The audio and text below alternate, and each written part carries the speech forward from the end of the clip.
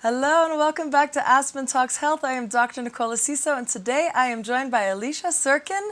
I am so excited that she's here because she is a holistic life coach and the founder and director of the Sirkin Creative Living Center. And today we were talking about 5 steps to transforming your life. This is a good one. Welcome, Alicia. Thank you so much, Nicole. I'm so happy to be here. I'm so grateful too. And it's the day after your birthday. You turned 71 yesterday, Yep. and I'm so excited to share that because you obviously look radiant and beautiful, and Thank you. you're an example, a perfect example of how you can look so stunning at any age.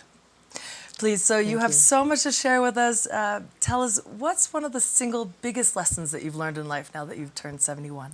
Okay, well, I'm sure it's more than just one, but I think the lesson that really began to change my life, really a shapeshifter, so to speak, was when I met Dr. Harold Whitcomb here in Aspen 35 years ago, and I went in for my medical appointment, and he just said, "What's really going on?"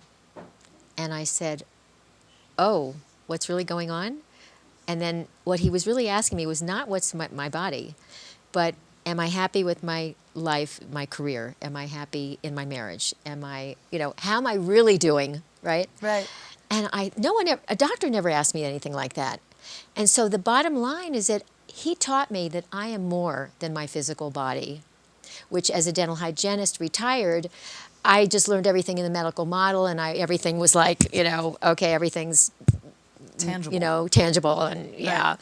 And that the idea that my thoughts, my feelings, my attitudes, and aspects of my personality had everything to do with what kind of health I would have, what kind of happiness I would experience and joy in my life, and how I could create a life of my dreams in a way, right? So that really changed my whole perception of health and wellness. And from that point on, I think it was all about the mind. I was learning that whatever I did, I had to learn tools to be able to reset my mindset in a way, to keep myself tuned up mentally and emotionally in order to create the physical life and health that I wanted. Love that. So that was a big one for me. I can imagine. It's true, that shift in mindset and knowing that it's not just physical, there's a mental component. Exactly, right. Wow. So share more about your journey and how you came to developing or creating the Sirkin Creative Living Center.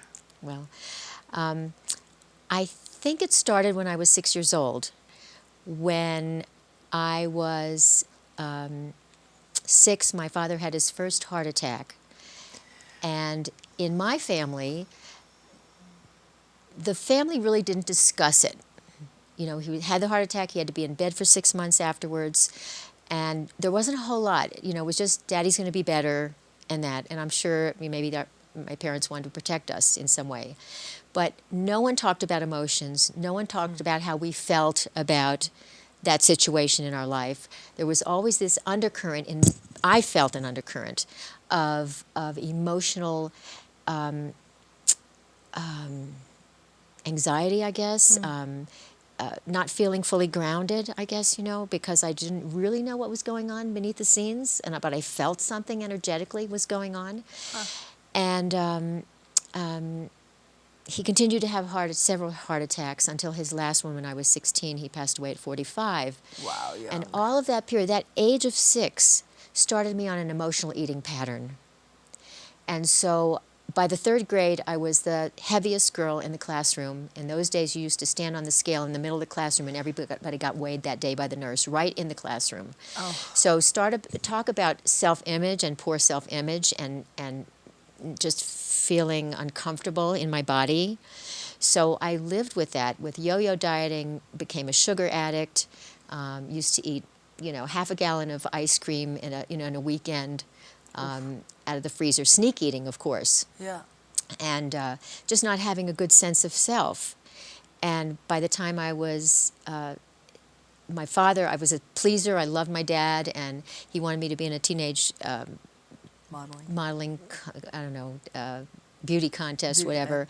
So for me, this heavy-set young lady, every time I was in for 3 years, and I would starve myself. I mean, grapefruit diet, you name it, starvation, different things, to squeeze myself down into a size 9 from a size 12 or 14, and, every year. And so there was a lot of emotional pain associated with that within myself. I didn't, I put on this happy face. I was like, smiling through everything, right? So no one, I don't think my family even knew what I was experiencing in my emotions. Because you weren't taught to communicate Because by your parents. Right, I wasn't taught to communicate of things of importance, of things of how what was, like Dr. Whitkin said, what's really going on? Right. Okay, what are you really feeling inside, right? Huh. And I never got an opportunity to check in with myself because I didn't know that was possible, right? So by the time I was out of college for dental hygiene education and a young hygienist, my, candy bars in the glove compartment in my car, it was just horrible. And I got to a point where my size still blew up, and I was a size 16. And, I'm a 4, right? So She's can tiny. you imagine, how I looked at a 16, 5'3"? You can imagine. So what happened for me is I had an emotional breakdown because one weekend I started having symptoms of what I believe was a chronic illness. And at the same time, I couldn't zip up my size 16 pants. And I just broke down and cried and just heaving and crying in my bedroom. And I don't even think my mother, who I was living with at the time, knew about it because I was just so embarrassed, So, so what I did is it was almost like I heard my own voice talking to me at that time when I was just crying so hard. And it was like I was saying, like I heard myself saying, Alicia, stop it. Would you stop it? You're going to die young like your dad if you don't do something right now. Because I was unhealthy. Wow. And I was on this roller coaster of eating poor foods, poor quality foods, and that lead to chronic illness. Right. And I didn't exercise. I had no exercise in my life. And so I had really no good, healthy lifestyle habits that were built in. So how did you build them? And so, in that moment, I just shifted. Having a strong intention, I just said, okay, I'm going to just do whatever it takes. I'm going to get healthy. I'm going to be happy. I don't want to die young like my dad. I saw him suffer. Right. And I don't want that to happen. And so that was the pivotal moment in my life. Nice. So I lost weight. It took me 2 years. I got down to a size 6. And, I'm 71. And that was when I was 20. So it's 50 years ago. Wow. 50 years ago. Amazing. I know. When I hear the number, I think, what? How could that be? It just went like this so quickly. Right, I bet. I started exercising. I started going to a gym. And then I met my husband by the age of 24. And then we started exercising together. And he did exercise. So I just changed my life. Nice. But it was because I set the strong intention at that moment in time. I reset my mindset, as I like to say in my coaching program. We can do it. We can change our life by changing the way we think. Now, Mahatma Gandhi said, man is but the product of his thoughts. What he thinks, he becomes. And so that's very, very true. What we think, we become. If our mind is in the right place, so goes our life. Right. And that's a key component of creating a life that we want and the life of our dreams. What were the thoughts that you had when you still, I'm sure even when you shifted your mindset, you still had a craving for some of those old patterns and old choices. Were there thoughts in your mind that specifically helped you stay committed? I think that's a good question. I think I was so afraid, okay? I think there was, fear is an interesting quality of thought because fear, we can use it in a positive way or it can be a negative influence in our lives. So it was the fear of dying young like my dad. It was the fear of gaining weight again. It was the fear of becoming unhealthy and getting a chronic illness, I believe, that really spurred me on to stay true to my new dietary regime. When I was 30, I shifted to a primarily whole foods plant-based, but more of a preventive orientation as far as my eating. Right. And that worked for me because dairy and sugar were my enemies. Yeah. and they were creating cystic breast condition, they were creating all kinds of things, but I mean extremely so. So when I was 25, a doctor told me, young lady, you should really have a double mastectomy because we cannot evaluate your breasts for cancer. Wow. This was a well-known surgeon in the Miami community, and I did not follow that track. But I was scared, I was frightened, I was crying. I mean, how could someone at 25 be told that? And you know, and it was like living with time bombs. I always thought, well, gosh, he's telling me that, and maybe, you know, I'm going to get cancer and I won't know it, you know, because the cystic breast was so severe. So I was sure that I was taught and I read a lot that I was sure that there were some things dietarily that I was eating prior to that were creating unhealthy situation in my breasts. Right.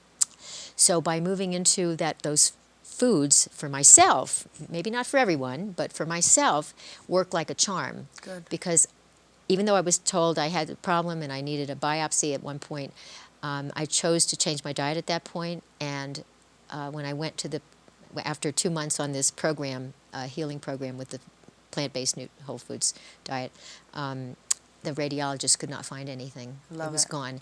And to this day, I have never had a biopsy. To this day, I have never been told I have anything suspicious going on in my breasts. Lovely. So Power of the food. So the power of the energy of the food Yeah. and the nutrition of the food. Wonderful. Yeah.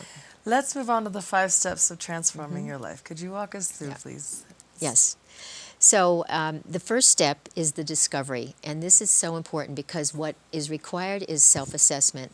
We have to be self-aware and develop actually a daily practice of checking in with ourselves. Like Dr. Whitcomb said, you know, check in with yourself. What are you really feeling? What's really going on, right? So it's almost like we could say, what am I being challenged by today? What is my greatest challenge today? Or what do I feel sad about today, or what do I feel uncomfortable with today? And checking in and identifying what it is that's the issue.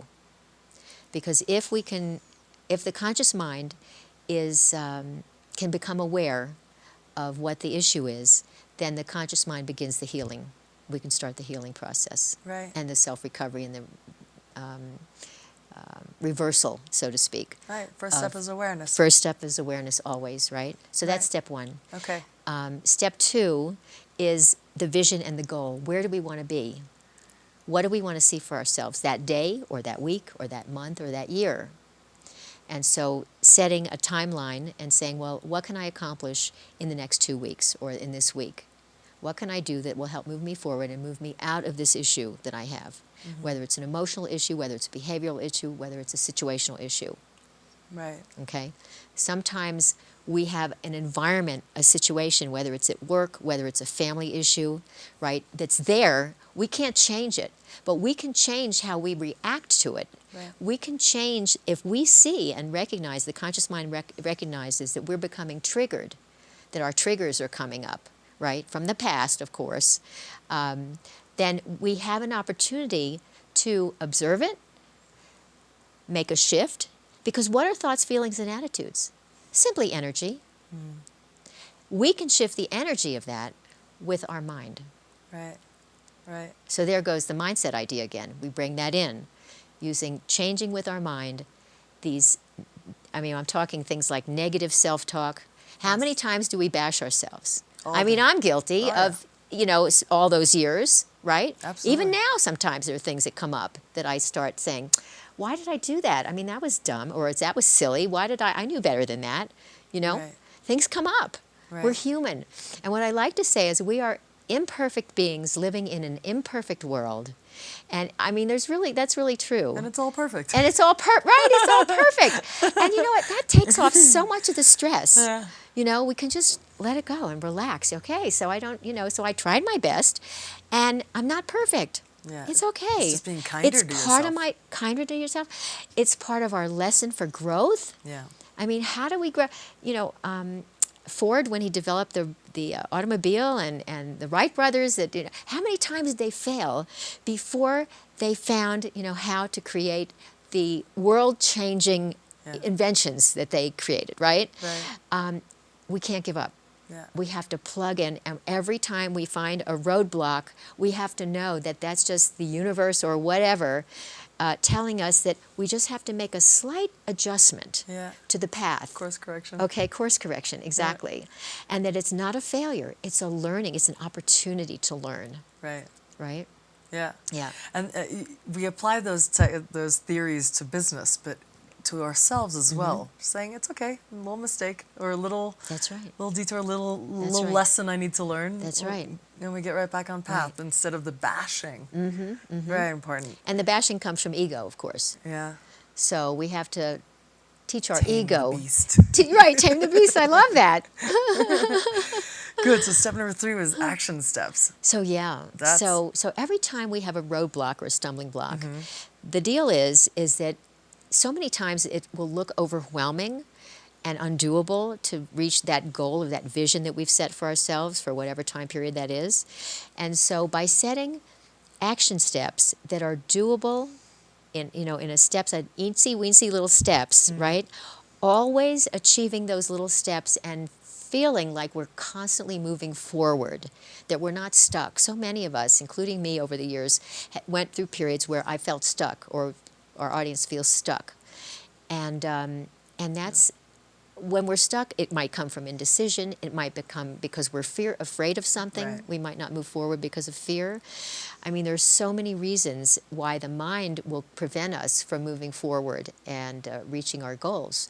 So we have to look for that, and we want to utilize the power of the mind to overcome those stumbling blocks by setting those small little step sizes. And when we find a roadblock on a step size, even a mini one, we have to say, okay, let's make an adjustment, and let's adjust the step for this time, because sometimes the universe or whatever, or life, Right. will say, no, you can't do that, even though you said that's the step you want to achieve that week. Whether it's more time for self-care and nurturing because you're nurturing everybody else and your job is like crazy and you're working nights and you're da-da-da-da, and it's just too much, and when's the time for me, and I'm feeling sad and lonely because I don't have enough me time. And I had a recent client that just came in with that kind of an issue where, loves the job, but where's the time for self? And there was a lot of anxiety that came up for her because she didn't have the time to nurture herself. Of course. And resentment comes up as well. And that comes up as well, right, Yeah. right. And Sorry, thank you, yeah. And so when we look at that, the cause of the anxiety was actually the overwhelm and the overwork. So we have to go, part of the coaching process is to get to the underneath, get to the bottom of it. Right. What's really causing the problem and the stumbling block or the feelings of anxiety in her case, right? Yeah. So a lot of times fear doesn't just pop up for no reason. Sometimes it does, but sometimes there's a lot to look at and just dig deep, and that's what we do. That's what we have to do for ourselves. Yeah, you have to see the difference between intuition and fear. Are you being guided, or are you actually being halted almost? Halted, by right. your own fears. By your own fears, right. And what is fear? Fear is a story. Okay, so fear comes up when we imagine something that hasn't happened yet. Right. It's when we create a story or a fantasy about something, and then we wrap fear around it naturally. Right, Because we makes sense. create this scenario. I mean, there could be 6 different outcomes that we haven't even considered that we wouldn't have fear around, right? But no, we have to come and develop this little story that's going to create worry, anxiety, fear, panic, right? And we do it to ourselves. So being self-aware, again, that first step of identifying every day, several times a day even. I have some of my clients, I say, put it on your phone, put a reminder on your phone every 2 hours. And it's a moment in time where you check in. Yeah. It's just a moment, that's all it takes, Right. Yeah. And And then you can shift it, or begin to shift it, or reframe it right. in a way. It's catching the Right? thoughts before they go down the rabbit hole. That's it, exactly, you got it. Yeah. Yep. Good.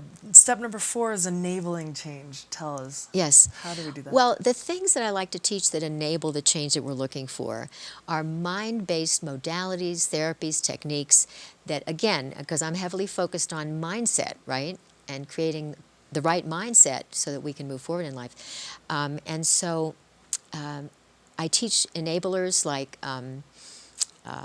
this tapping technique, which is a part of the umbrella term energy psychology, which someone coined from when Dr. Roger Callahan in the 80s, 1980s, by chance came across this technique. He was a psychologist, and he came across this technique that helped one of his patients that had severe fear of the water. And something she had done just by quite accident, and he was a part of that and observing. And anyway, I won't get into the story now, but it has to do with tapping acupuncture points on the skin, and in between on specific ones, and I'll tell you a little more in a minute. But this tapping technique, what it does is it helps shift the brain and allows for the release of negative thoughts, feelings, and attitudes. And sometimes within several just minutes, we can shift out of and clear the energy of the thought or whatever, whether it's fear, whether it's guilt, whether it's shame and blame, whether it's impatience and anger arising from, something not happening quick enough, whatever that would be, when we're in or just upset, or we just got some bad news and we're just so sad and we're crying and we just need to have an appointment we're running to, and we have to get clear of that in the moment to do the next step in our life. Whatever that is, we can use this technique within minutes to clear an everyday type of emotion that we're dealing with. So that's one. And the Bach flower remedies is another one. I don't know if people out there have heard of rescue remedy. Everybody many people have at least heard of it, some people not, but many people have heard of it. It's the crisis formula, and it's a great stress relief formula in the flower essence world. And this is not aromatherapy, it is not classical homeopathy, and it is not herbs. It is a whole new system that was developed, but it's a whole different system, shall I say, that was developed in the 1930s by Dr. Edward Bach, who was a physician and scientist. And he brought this system forth to the world, and it really turns... it restores, let's say it this way, it restores the positive virtues of thoughts, feelings, and attitudes. So I teach that, I teach tapping, I teach meditation, all kinds of things that will enable the change that we're looking for. Love it. Yeah. We'll do a demo, hopefully, if we have time at the end. Okay. I want to get to step number 5. Yeah. Please. So step number 5 is all about celebrating and cementing in the newer behaviors. So we set a strong intention in the beginning. We have the action steps, so we're following the intention with positive steps in our physical world. So those two things alone will allow the brain's neuroplasticity, which means its plastic ability to form new pathways and cement in the new behaviors in the brain, actually. Right. So we can call in the beauty of our own brain's ability to help lock in or cement in the new behaviors that we're creating by the action steps, by repeating the positive action steps as we continue to move forward in life. So to be able to transform our life from having an issue, then having the goal, setting the strong intention, holding ourselves accountable, right. Okay, and using enablers when needed, if needed, right, to help enable the change, and then having the brain on target with us to help support that, then we have to succeed. And to celebrate every step along the way. I mean, self-celebration is so important. I mean, it helps with self-love, it helps with self-acceptance, it helps us.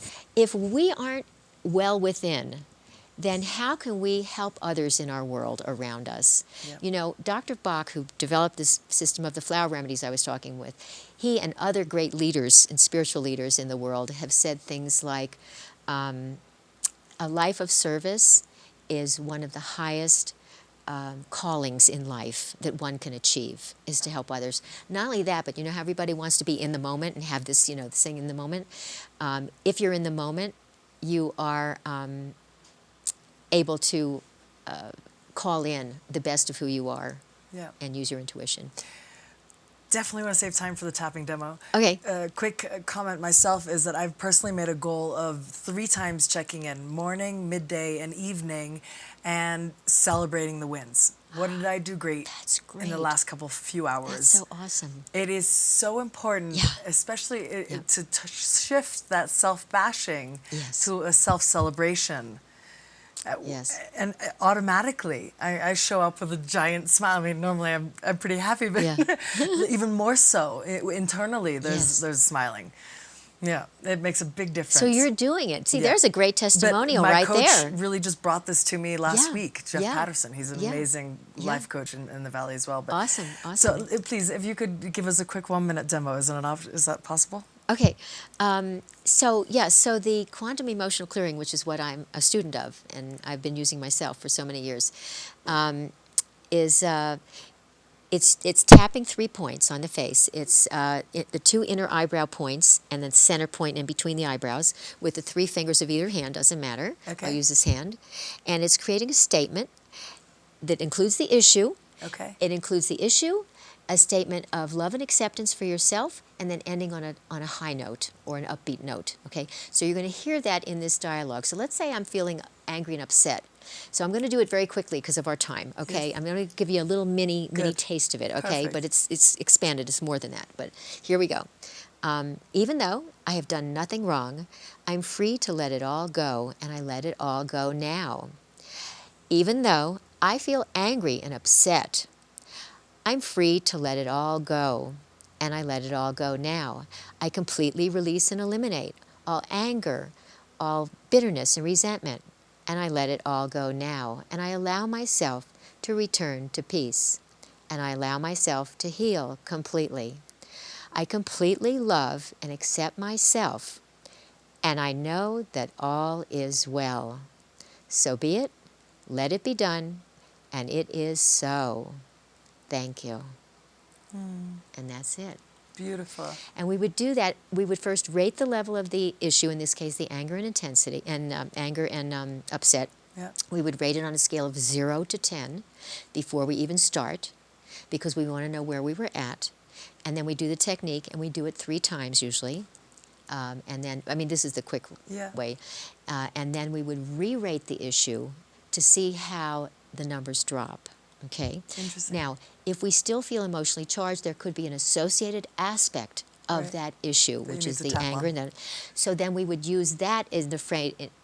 So instead of saying, even though I feel angry and upset, it would be, even though I feel some sadness. Right. Okay. Okay. Got it. Then, and that would be an associated issue, for example, and then we would tap for that. Beautiful. So that's an example. Thank you so much for joining you. me. I'm Oh, so grateful. You thank have you so much wisdom to share, and I'm really, really pleased and honored that you were here with me today. Well, I'm Thank so you. grateful to you. Thank you so much. For more information, please turn to aspentalkshealth.com. You'll learn more about Alicia and her program. Thank you.